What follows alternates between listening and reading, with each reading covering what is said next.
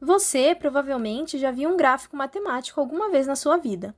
Retas e curvas desenhadas sobre um plano, com eixos bem definidos e, quem sabe, alguns pontos marcados sobre elas.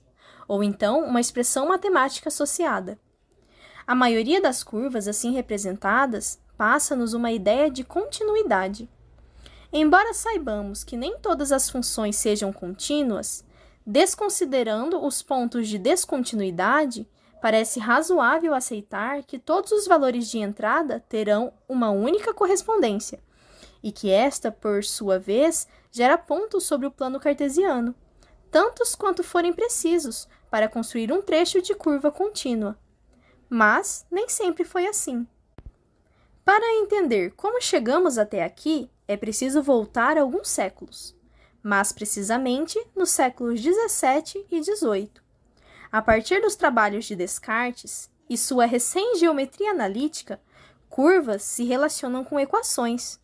Dessa forma, assumia-se implicitamente uma equivalência entre a reta e os números reais. Ou seja, importava-se da geometria a propriedade de continuidade da reta, para considerar contínuo os reais. Nesses períodos, os ditos reais eram apenas o que hoje chamamos de naturais e racionais. Somente a partir do século XVII, alguns eventos desencadearam discussões acerca de sua natureza. Um desses eventos são os aprofundamentos nos estudos dos polinômios, suas raízes e decomposição. Tinha-se por certo que uma equação polinomial tem seu comportamento conforme o termo de mais alto grau. Sendo n este grau, bastava verificar a paridade deste número. Caso n fosse ímpar e x tendesse para menos infinito, poderíamos o decompor como um produto entre um fator de expoente par e outro fator de expoente ímpar.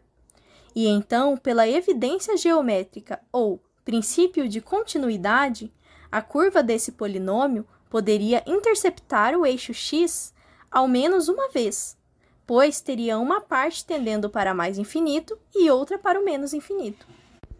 Por exemplo, no caso do polinômio y igual a 2 menos x ao quadrado, seu gráfico deve interceptar o eixo x nos pontos menos raiz de 2 e mais raiz de 2. Mas isso, nesse tempo, era um conflito, já que os irracionais não eram considerados como números verdadeiros. Logo, não podiam ser raízes de polinômios. Apesar disso, na maior parte do século XVIII, a admissão da completude da reta era implícita nos problemas, não se investigando assim o estatuto dos números reais.